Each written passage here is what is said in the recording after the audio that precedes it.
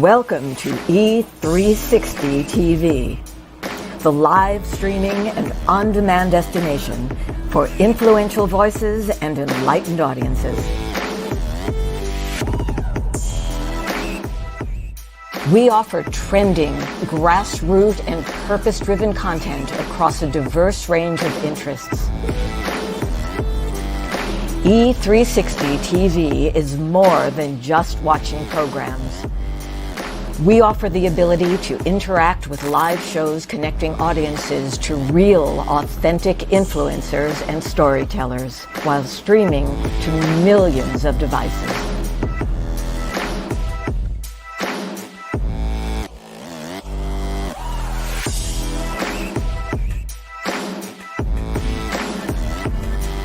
Real experiences. Raw conversations. One destination for it all. E360 TV.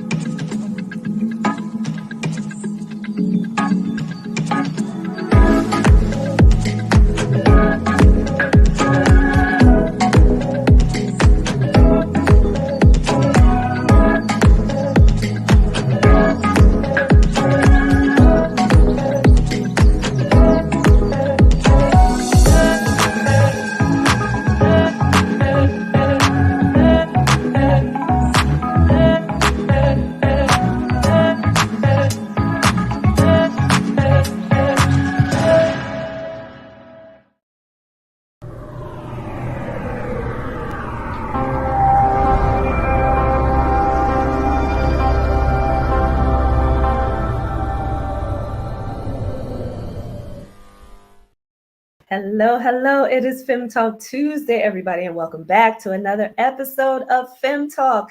Now, listen, I'm not going to delay this. We have the amazing ladies of FEM Talk here, so I'm going to bring them in. We have Brandy, the Disconnector. What's going on, everybody? We have Shima, She Talks. Hey, everybody. Hey. And we have Melissa, Dr. Melissa from Girl Bossed Up. Yes. Hello. And as usual, we have an amazing guest waiting backstage. Yes. But before we bring her in, we are going to talk about our hot topic, and I'm going to take you down for 1 minute. Taking Mimi down for 1 minute there. You guys, you just saw a little bit of what happens in the background here. So we're going to talk about our hot topics. I'm going to let Brandy, the Disconnector, cue us up for the hot topic, and I'm going to bring Melissa back in. Yes, ma'am. Yes. Yay! All right, y'all. So we was having a heated discussion before we got started this Friday evening. Sure was. Surrounding stuff like this. So let me head on over to my other screen and turn on the Attended Thomas Jefferson. I was helping my daughter study last night for the Virginia Standards of Learning exam. So I recognize that's above your concern, your level of authority, but I didn't know who to raise my concern to because usually I cook and my husband assists my children with their homework. But I was feeling a little under the weather. So we reversed roles last night. And I saw that what they were teaching my child was that the status of early Africans was unknown and that they were probably slaves or servants. As a HBCU graduate who knows better, although I lived in Prince William County, I attended Thomas Jefferson High School, so I was not a product of Prince William County schools. But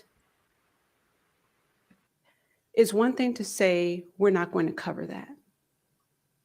It's another thing to lie to my child and say that their history is unknown and that they were probably servants or slaves before they came to America. And I feel like Part of this miseducation is the reason for our current country's climate. And the fact that if my child gives an answer other than what's on that paper, that she's considered wrong. So how do I educate my child and teach her that her history is powerful, that her history is amazing, and what her classmates are learning are what they carry with them when they become senior leaders, executives, and feel that it's beneath them to promote someone above them because their ancestors were just slaves, were servants.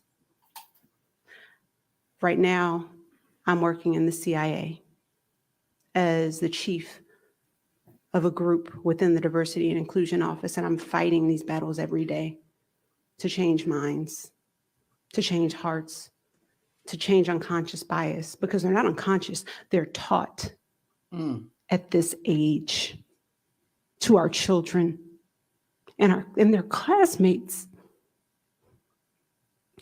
And I don't know what can be done about that, but I figured I'd start with you all.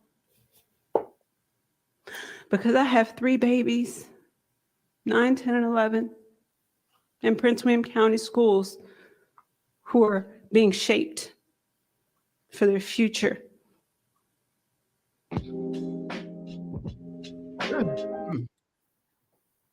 Well, I want to touch on something. The whole thing is disturbing, right? But I just wanted to touch on what she talked about when she said, this is shaping our future leaders, right? And this is what the system is made to do, right? It's no secret. This is what it's made to do, shape the future leaders, right? So that they are of the mindset of what is being taught in the current school system, so that when they become the leaders, right, they still get to hinder, right, hold back people of a different race, color, culture, right? Because this is the mindset that they've been given. And this is what they've been taught is the right and correct history. So I wanted to mention that part because it's bigger than what happens right now. And I wanted to just touch on that point so that our viewers would know that this shapes the minds of our future. Yes. And it's how we learn. I hate to, I'm sorry. It's a recall. You've told me this at a young age. So I may not ever hear it again. But let's say I'm 25, that same classmate of mine is a leader, and you reiterate what you learned and you continue to hear. So now when I hear it, it's a recall for me. And I'm reminded that I was only a slave, or my family were only slaves. Maybe I shouldn't try for this. Wow. To your point, Shima, I think we are living in a society of people that was taught we are less than, and that's why we get treated the way we currently get treated. Shima and I was on the phone today, and we was talking about discrimination, and people refuse to admit discrimination or discriminatory acts anymore because they want us to believe that it's blown out of proportion. Right. Our what we're interpreting to be happening, but the truth of the matter is we are interpreting it right. But as a point, just to that was Virginia. So she was talking about the Virginia curriculum. In 2002, New Jersey passed the Amistad curriculum, and Amistad curriculum was to put African American history into the history lessons, not a lesson, but infuse it into the lesson and into all of the curriculum so that the representation of where African Americans came from and the correct history was part of the curriculum.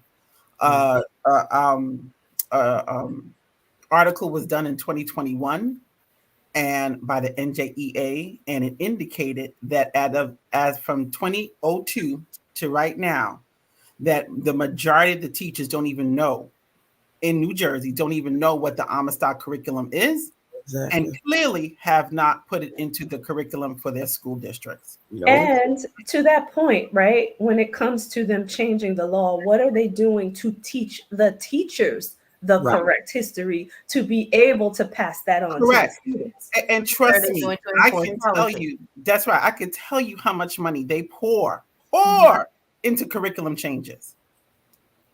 And make sure that and I've seen money, and if you're a teacher out there, you can attest to this. I have seen money wasted on now we're going to call this that, and they take the million you spend on this curriculum to change 2 words and put in a new curriculum, and vice versa, put in a new testing module because they don't like this one, and it goes on, and we spend millions of dollars to do this. And to think that this is a law, to your point, Trace, this is law. It was put into law in 2002. To think that the majority of the school districts do not have this, even that teachers don't even understand what it is and do not have it as part of their curriculum. And the saddest thing is that you really hear the push for this curriculum in brown districts. And so I have a personal example of that, right? So I didn't know that this law existed in New Jersey either, right? Yes.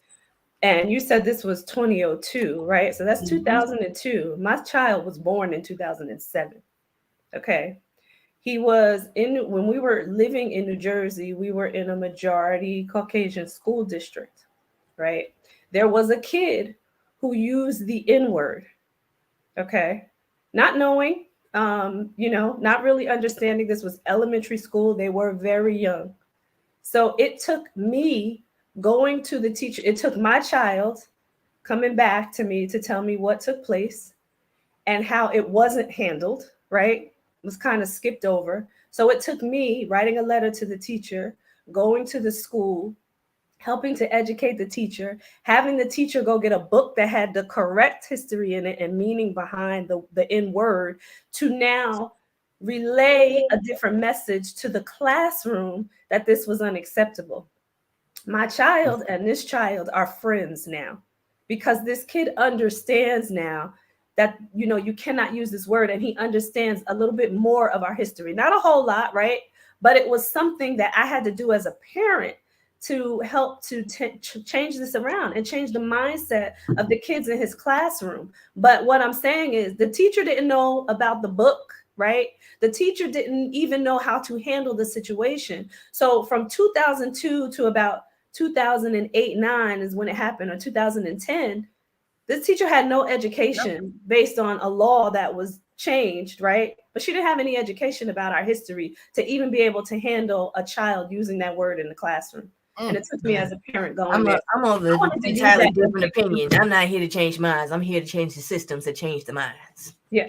Well, yes, but the way for us to do that, and that's why I took it as a parent, I need to go to the teacher and start in the classroom, right? Because I'm not in the political system. I'm not in the education system. Doesn't mean I can't be active there, but I do want to start in the classroom. Why? Because my child was in the classroom. So I had to start it there. I'm getting a little emotional about it. However, that's how we start to ignite change.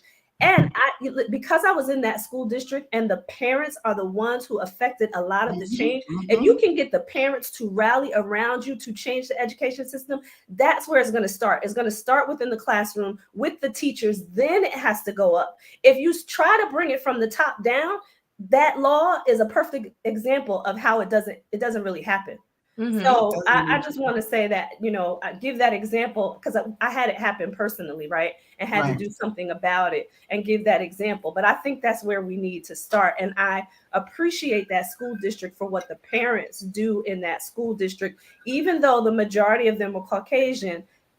Me going there and putting up that fight and being a parent advocate for my child made the difference. And that's where it needs to happen. And I'll let you guys do last words on this. I know it's a sensitive subject, but we have a lot of show to cover here in this last Tuesday of February. So final words, everybody.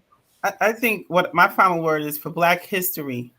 And a lot of people, still complain, why do we have a Black History Month? And I think this is why, because there's still teaching to be taught. There's still education to be done on Black history. And it's and to that point, when Black history becomes American history, then we don't have to have a significant month for it. Absolutely. Mm-hmm. Anybody else? Final words? I just believe that the whole way that history is taught in schools in general needs a complete and total overhaul, because a lot of it is inaccurate or incomplete. Like how we were taught about the Emancipation Proclamation. Emancipation Proclamation did not free all slaves. It freed the slaves of the South in order to financially cripple them, not all slaves. So start teaching that part of it, and then we can maybe have a conversation about properly allowing all people to teach American history as it actually is. Mm-hmm. Yep. Absolutely agree. All right. So this has been our hot topic, and I'll just play that.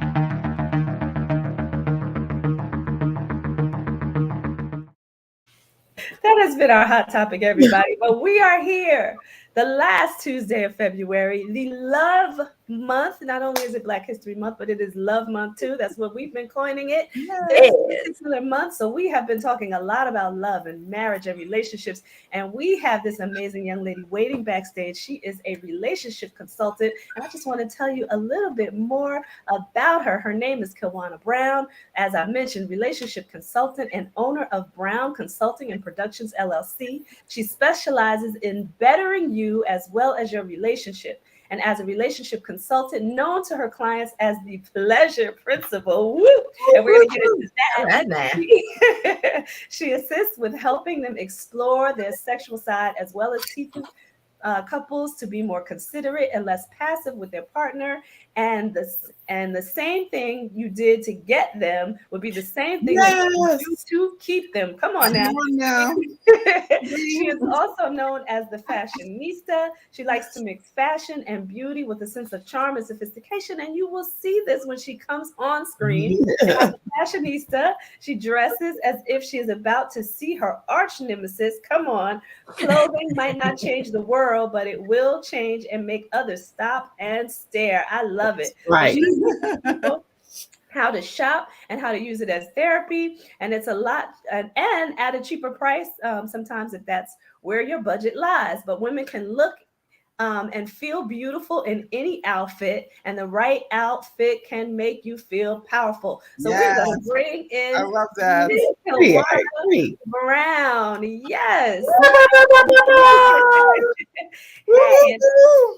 Welcome. Hey, thank you for having me. Absolutely. So I know two of the ladies saw you when you were on the Whole Living show as well. And I was like, we got to get her on for the Love Month here. And as you can see, she is a fashionista herself with her off the shoulder top and the hair is just looking beautiful. So thank you. Love it. So I want to get into this conversation. First, we're going to talk about just love and relationships. We're here the last Tuesday of February. You know, Valentine's Day passed mid-month. People were really trying to figure out their relationships and, what to do in their relationships. So talk to us a little bit about, how you start off with a couple that comes to you with some issues about, not getting along. What do you start with? So, as you stated, we first have to remember, how did we get here?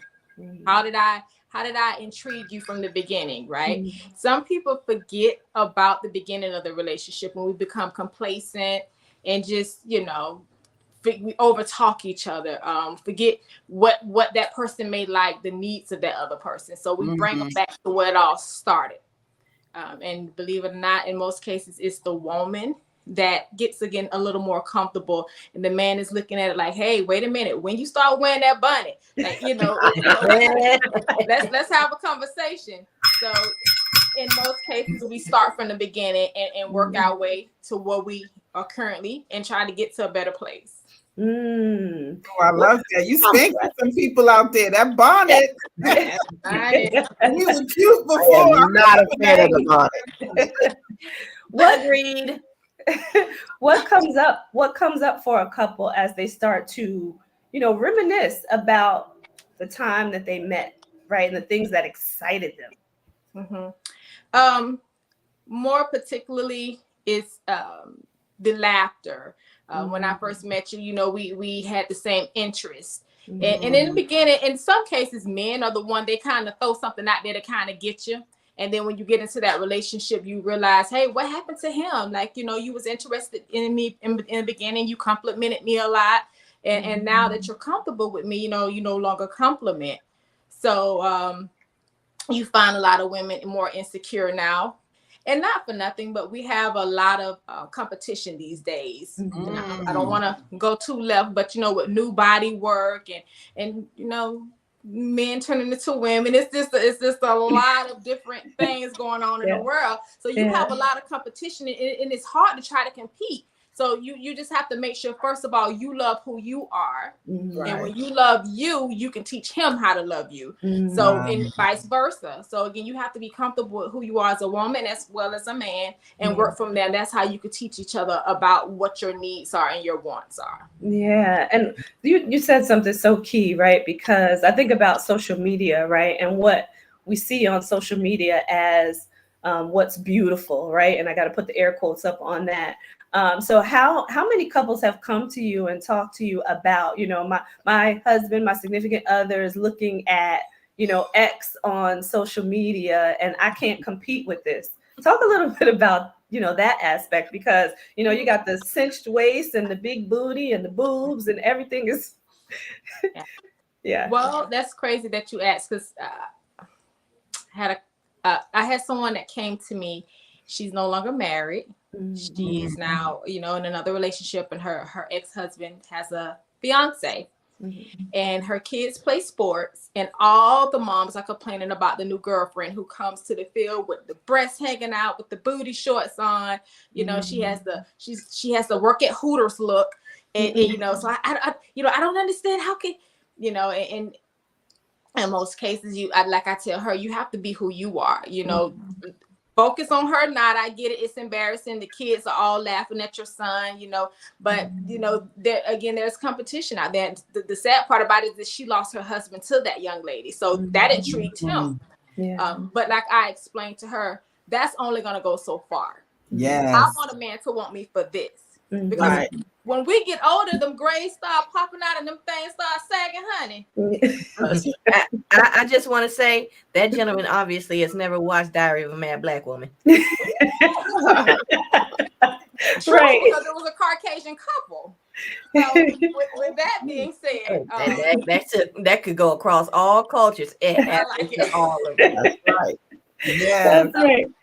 That's right. Or even how temporary that look. I think I was so naive to how many women, black and white and brown and Latina and all that was getting body, you know, getting body alterations. Thank you. Yes, Thank you. I like it. It's so much. And to your point, I'm coach, relationship coach Kilwana. Right. To your point, that ain't gonna last long, because you know, that thing starts. Forget about deflating and falling out. People are dying from those things now. This is true. They're infecting their body is rejecting all of that stuff in their bodies. And people are dying from these things now. So lots of complications. So when all that stuff comes out now, and now you got to deal with those medical bills, and now what the new look like, you'll see. And you know, so your point. You're gonna be paying some medical bills over the years. You go right. My mom says when gravity takes over, right? When you're older. That's right. Yes, mom. Yes, mom. It don't matter what it's made of, it all goes down. That's right. It all goes down. And again, you have to, what women have to realize is, you know, when you enhance your look, make sure you're doing it for you. Don't do it for a man, because I'm gonna be honest. Jay-Z cheated on Beyonce. Halle Berry was cheated on. So again, whatever you do, make sure you do it for you, because you could be the most beautiful woman in the world. A man gonna look at the worst thing in the world. You understand what I'm saying? So you can never please a man. You have to make sure you're happy with who you are. And if he decide to go elsewhere, that's not on you. That was a decision he made. So, you know, don't go out there and harm your body just again to make a man happy. You know, just love you and make sure you know who you are. That's right. Yeah. And Yeah. and you know what's sexier, and I believe that most men will tell you this too, is when you exude the confidence. Like when you are happy with who you are and you exude that confidence, it shows, right? And a man is going to gravitate towards that more than, the tight body. Those who are mature, right? Let's just be Very much real. so. They have to be mature men. But I love that you said that, right? Just be happy with who you are. So talk to us about how you help each side, right? Because it could be men too. Men sometimes they lose their confidence as well, especially as they get older and the hair starts falling out. And so talk to us about how you help each side, build up that confidence again. With men, it's more easier because they're more willing to please their woman. So it's just you just take a chapter out of her book and just ask her, honey, what is it that you want me to do?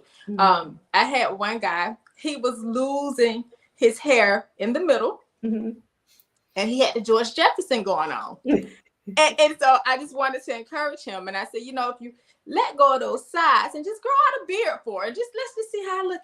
And she was like, I don't know about the beard. Lo and behold, it made him look a lot younger, and she was more attracted to him. But the downside was, so was a couple of the other women. So with that being said, it made him look a lot younger. She was more attracted to him. So again, I just find that asking your partner, what is it that I can improve for a male? And he's in most cases willing, because we do the shopping for our men sometimes, right? So, honey, are you okay with this? Change up your cologne smell. Again, your grooming. So that men are easy. You brought up a good point too, though. When the changes start to happen, when the person loses weight, when they cut the hair or a new hairstyle, they start to exude more confidence. They start to get more attention from the outside. Now talk to us about how you speak with people about how to handle that part of it and keep the relationship intact once those things start to happen. Right. So it's basically about that individual.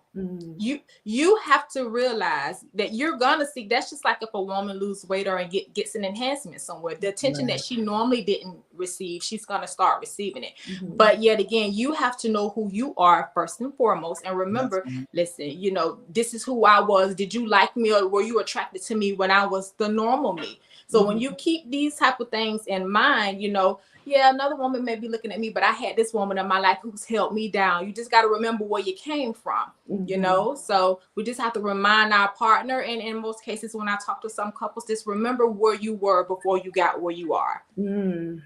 I love that. I love that. So what exit? Oh, go ahead, Shima. I have a question about the deal breaker, because you ask them what you want, what they want. They ask you what you want. You communicate these things. What happens when there's an impasse? How do you guide when this is what I want to do as a woman? I go to my man, I tell him, and he doesn't like it or doesn't want it. And I'm going to use something simple as cut my hair or change the hair color or whatever. Or like you said, get boobs. Right. How do you teach them to get past that? That's not an easy one, because I know a lot of insecure men. And when you enhance, that means other men are going to want to look at you. So now, here it is, cover that up. So it's more hard when it comes to the man.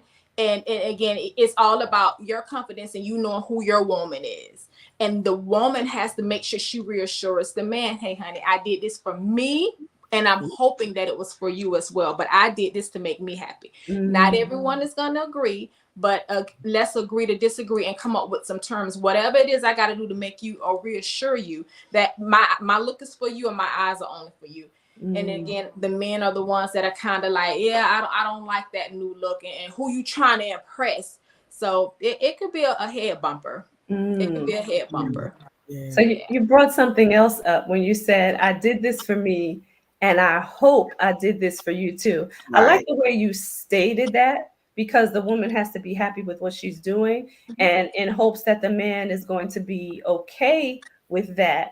However, the importance of, being able to say, this is what I need for me. Right. And being able to have the conversation around, this is what I need for me. So to Shima's point, how do you have them like kind of broach the conversation to get to that point where both parties are good with, quote unquote, right, the change? It's not an easy conversation. And it's something that has to grow. You know, it's not going to happen overnight. Through conversation, I know personally someone that decided she wanted to go and have her breast done. And he wasn't, you know, too thrilled about it. And she saved up her money. She said, I worked hard. It's my money. And this is just something I want to do. And he was so against it. So, you know, I told her first and foremost, you know, with anything we do, we want to make ourselves happy, but we don't want to cause a wedge in our relationship. So, you know, it took some convincing, and she eventually had it done. And unfortunately, you know, he decided, because when she got it done, she wanted to wear her midriff. You know, she was more, you know, confident, and it didn't last. So, you know, sometimes it works, sometimes it doesn't. It depends on who you're with. It depends on your partner, and you and him coming into an agreement. Yeah. Wow. Yeah. And Brandy, I think you had a question. I was going to temporarily play devil's advocate, because a lot of women think that these gentlemen don't want them getting certain enhancements and stuff just because they don't want anybody looking at them. And sometimes it's not that. Sometimes it's that they know that their woman isn't aware of people around them. And it's a security thing. So if you go and get your breast done, but also understand that attention is going to be there. You need to be aware of who's looking at you, because not everybody your friend. Right. Oh my God. And I'm not saying don't get it done. I'm saying make sure when you're in a parking lot, you stop your car. That light ain't the first thing to come on unless somebody know you in the car by yourself. And to your surroundings. You're going to be hot. Yeah. So true. It changes things. Yeah, absolutely does. Mimi, did you have a comment or question? I did a comment to what Kilwana was saying. Sunny Houston on the View, she just did a lot of enhancements, and she was very honest with it. But she was very honest that she didn't ask her husband. She told her husband she was getting it. That it was something she really wanted to do, and it was something that she's dealt with all her life. And this was a very personal decision. But to your point, I've seen, and it's interesting you said, you know, that agree to disagree, Kilwana, because I think that's what couples don't get, is that you have to have an agreement. You may not want it to happen, but there has to be a common agreement, because that wedge that is created from any major disagreement can literally destroy the relationship. It could be about the sexual things. It could be about, you know, I want to buy this toy. And when I say toy, for men, it may be a car or this, or, you know, or a woman making something else. But when you really make those big decisions, to your point, you better make them understand that you may lose your relationship in the middle of it too. Right. Because that is because the relationship's foundation is about trust. And trusting that you're really in it for us. So when you make these decisions, sometimes you may be putting your whole relationship at risk. So, oh, that's good. So I want you to hold it right there, Kilwana, before you respond. We're going to go to a quick commercial break, because I want to come back and broach this. It was interesting that you said that the person in your story, Mimi, didn't even ask the question. So yeah, or didn't even have the conversation. So we're going to go to a quick commercial break, and we're going to come back and we're going to talk about that part of it. Here we go, everybody. Operate out of your dreams and your vision and not other people's expectation. Having breast cancer wasn't my choice, but the decision to live healthy so that I could stand before you here today, that's choice. You can choose this very moment to change your life from every perspective. Tracy Randolph was our speaker. She came back because so many people liked her first presentation. I was one of those people that joined her fitness group, and it made me a better leader. I grew up in a community, but they had limiting beliefs on what a little black girl could do. Everything that you do in this life is a choice. I choose to live healthy. I choose to change my mindset. I choose to be everything that I dreamed of, because I choose faith and I choose me. Live healthy, be everything that you can be today. Choose yourself.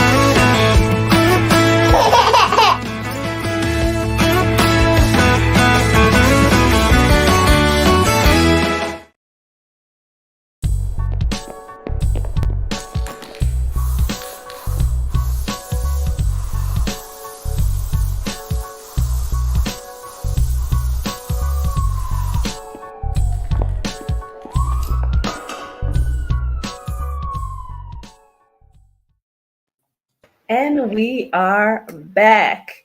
All right. So I always say, and I have to mention this every time I come back, but it's really funny looking at you ladies in the background. It really is. It really is. You guys have to see what happens on the show. One day we're going to do just the after show, the after party, and what happens behind the scenes, because everybody really needs to see this. But at any rate, we are here talking about love, relationships, and we're going to get into how to keep it spicy also in a minute. But, and you can't hear, we're going to talk about how to keep it spicy in a minute. However, I wanted to broach the subject. You having problems hearing? It looks like our guest is having a problem hearing. Go out and come back in. You can't hear any of us? It looks like I don't think so. Yeah, go out, come back in. No. So I'm going to take her down, everybody, just for one moment, so I can send her a message to tell her to go out of the StreamYard and come back in. However, this topic was getting so juicy. That's why. So she's disconnected. She's going to go out, come back in now. But it was just getting really juicy. And I wanted to broach that subject of when you don't communicate, when you just do things kind of, I don't want to really say willy-nilly, but it might be when you're in a relationship, right? Willy-nilly and do it on your own, particularly if you're married, right? It may be different if you're just boyfriend and girlfriend or, you know, whatever, lover and lover. But when it comes to being married, that's a different dynamic altogether. So, yeah, I want to broach that subject with her when she comes back. But what do you ladies think about that? Not communicating and saying, I'm just going to do what I want to do. To me, that's a total and complete lack of respect for the relationship and your partner. Yeah, it's the consideration of the other person and the relationship that you forget. I mean, if you're not being deliberate, then you have completely forgotten that. Let me consider this person. If you're not doing it out of spite, that means you put consideration to the side, and you're like, I'm gonna do this. Until it creates an issue. And I have to ask too, because we have two married ladies, two single ladies here. What if it's, and I'll just use me and Shima as the example, right? What if it's us versus the two of you, right? Do we need to consider that person when we're going to make these changes? And I'm just asking. You know. I say yes. I think, and you mentioned something, Tracy. You said, well, definitely when you get married, you need to consider this, but maybe not when dating. But I think that's the problem, that a lot of people don't get to the marriage part because they are operating independently. And Brandy said it in the word. there is a lack of respect. And if you're dating and you're going through this situation where a man doesn't feel that you need them, or you're not even getting them involved in decision making, what makes them think that now when we get married or get into a more serious relationship, you're going to make it happen too? So they bow out, or the relationship starts fizzling away there, because you know, some of the foundational things men need is a level of respect. We can like it, we can like it or not, but that is in their DNA that they need. So when they feel that their respect is compromised, they'll walk away from marriage, from relationship, from everything, because that's what their DNA is requesting. So I think when you go into relationships still, you know, being on your own, doing your own thing, that sometimes causes relationships not to go as far as you may want them to go. And then you get married, it even gets, you know, that even becomes more critical. And it will lead to, you know, disagreements and then separation after a while, because again, what do you need me for?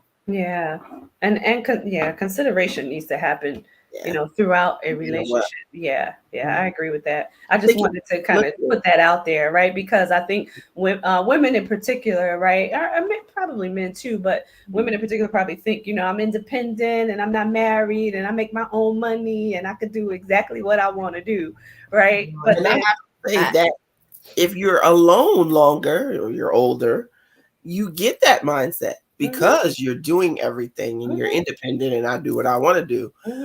And you almost have to remind yourself, well, there's the compromise. Do you want to be alone and do whatever you want to do? Or do you still want to do whatever you want to do? Just consider how that affects. And that's the sign too.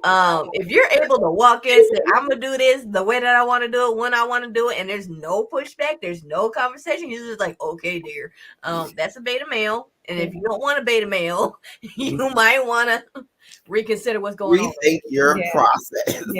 Agreed. All right. Can you hear us now, Kilwana? I can hear you now. I'm sorry about that. No worries. Technology sometimes, you know, it does these things. So we were going into that conversation of, you know, not communicating. And I just brought up the question of, because here on this panel, you have 2 ladies that are married, 2 that are single. And I just brought up the question of, you know, when you go into this mode of, you know, I have this thing that I want to do, and I'm not asking, I'm not talking about it, I'm just going to do it, like Mimi mentioned. But talk to us about that part, number 1, and then number 2, being single doing that or being married doing that. What's your thoughts on that? I want to go on the single first, because one thing about when you're single, you're single. So you call your own shots, you make your own decisions. And that person, if you introduce yourself to someone, you know, they just got to accept who you are and what you're willing and you're wanting to do. Now, when you're married, that's a whole nother field. Been there, done that. Compromise. When you're married, it's all about compromising. And, you know, it's for better or for worse. And one thing I like that we spoke about maybe a couple of minutes ago is, you never know what a woman's insecurity is. And as a man, if you know that this is going to make her feel better about herself, you should support. You know, forget about your, you know, insecurities and, you know, you're not wanting.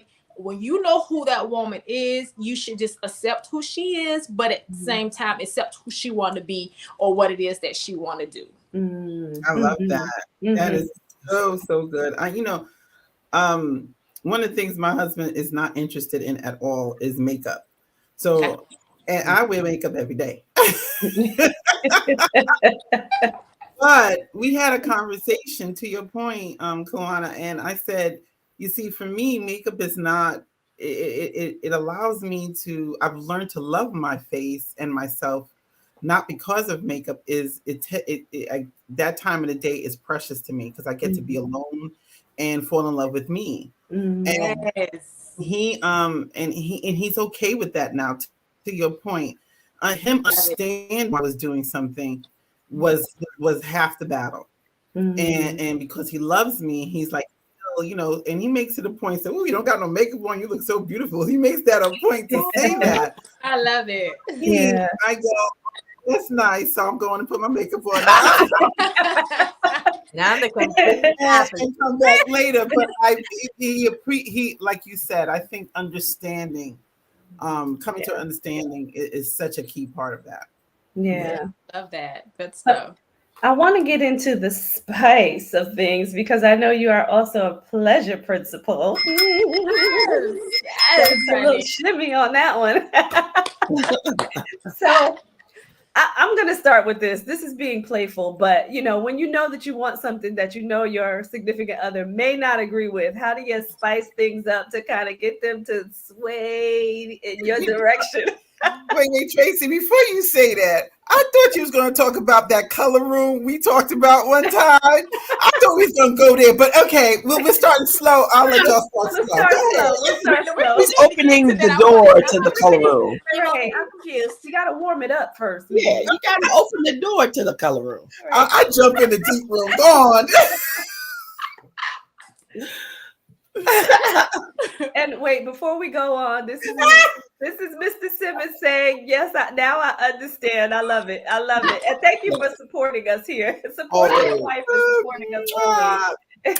That's good. But yes, let's talk about how you spice it up. Get them ready for that conversation of something that you want that they don't. Okay, so it depends on who your man is first. Okay. Now, if you got you an old school type of guy, now this is gonna be hard, right? But the old schools, they want to stay, they want to keep things the same. They want to, not for nothing. They are who they are. So you have to introduce soft, maybe playful, kind of like, hey, honey, I was thinking. It's like, you thinking what? Just listen to me. Now, let's start. Sometimes you have to get them a little tipsy if they're a drinker, get them a drink in their system or whatnot. I personally like, I don't know if you guys are card players, but let's play some spades or some tonk, right? Luther takes off something, I ain't taking off nothing. Well, let y'all take it off, honey. So you just got to find fun ways when you got an old school on your hand. Yeah. Now, if you're dealing with somebody new, that's kind of experienced, it's the only thing you got to do is just say, let's do it, be open.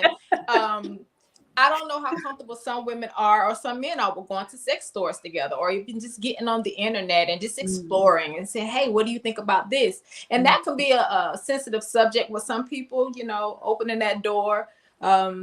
Depends on how long you've known them. So again, just finding out what they're comfortable with. And if they're not comfortable with something, you just respect that. Because one thing you don't want to have is awkward sex. You don't want to be in the middle of, being romantic and it's kind of like, yeah, it's a turn off, right? Because that's going to make you feel some type of way. So you got to make sure that person is going to be comfortable with whatever it is you want to do and vice versa. I love it. So now if we had to jump off the deep end, right? For those who like to just jump and just run in the red room. So what can people explore in the red room? Well, just walk in there and see the pole. So I have to explain the pole to you? No, sir. Sometimes you may have to. What you want me to do with that? You want me to come there and fix a light? So fix a light. Okay. If y'all don't mind, which one are the married ones? I know Miss Melissa. Who's the second married one in the group? Okay. So let me throw some questions at you, Miss Brandy.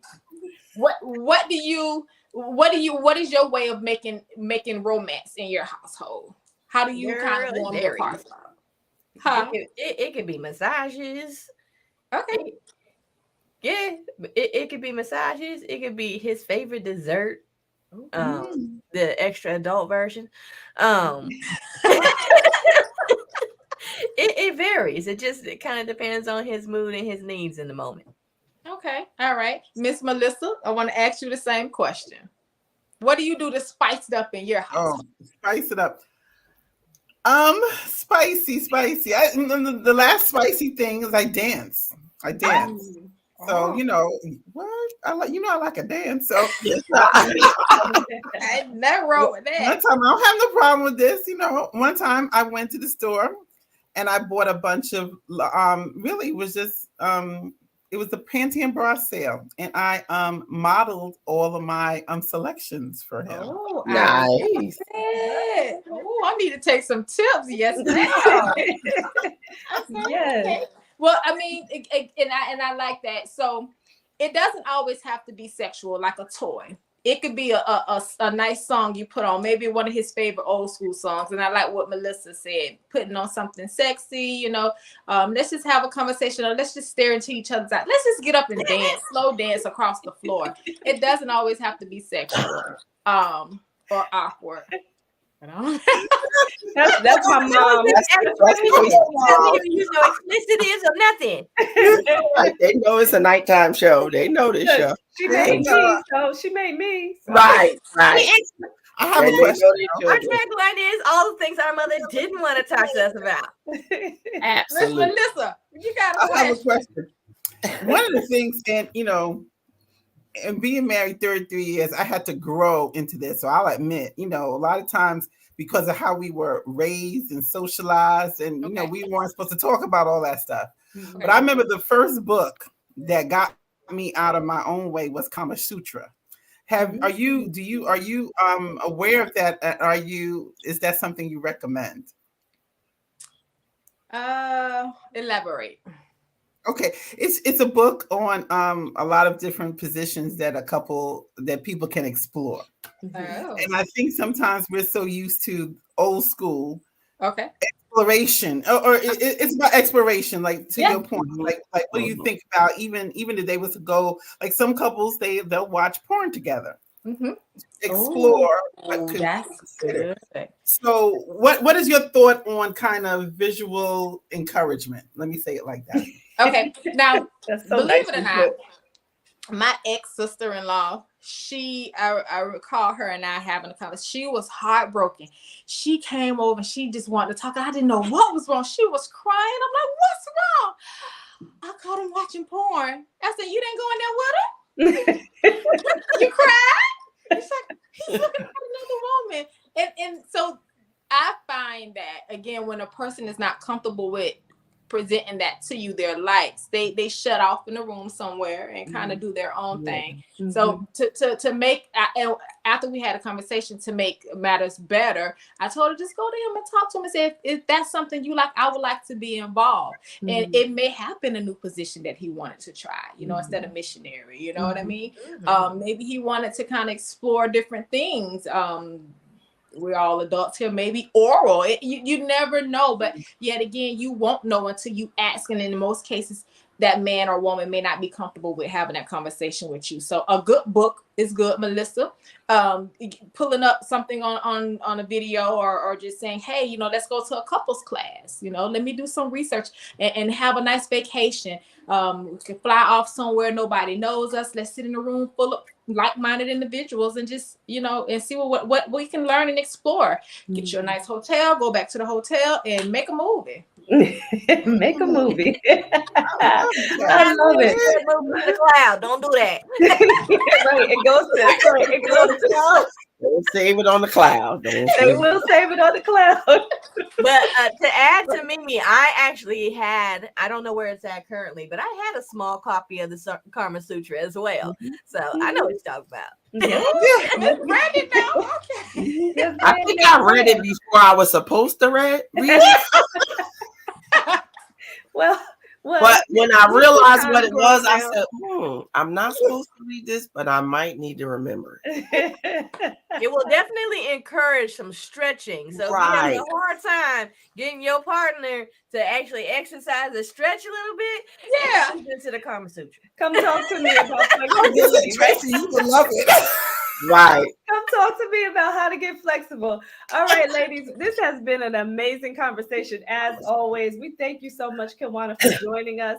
Thank you for having me. For being so open. You know, we have couples that need, you know, to learn how to ignite their pleasure principle, we will send them your way, or if they just need relationship help as well. But we appreciate you. It's been great. Stay here for one moment. So much fun. Thank you. Yes, we love it. Stay here for one moment because we have a little conversation backstage. We love everybody out there. Make sure that you tune in again next Tuesday evening at 8:30 p.m. right here on Facebook Live and E360 TV Network. We appreciate you all. We love you and good night. Good night.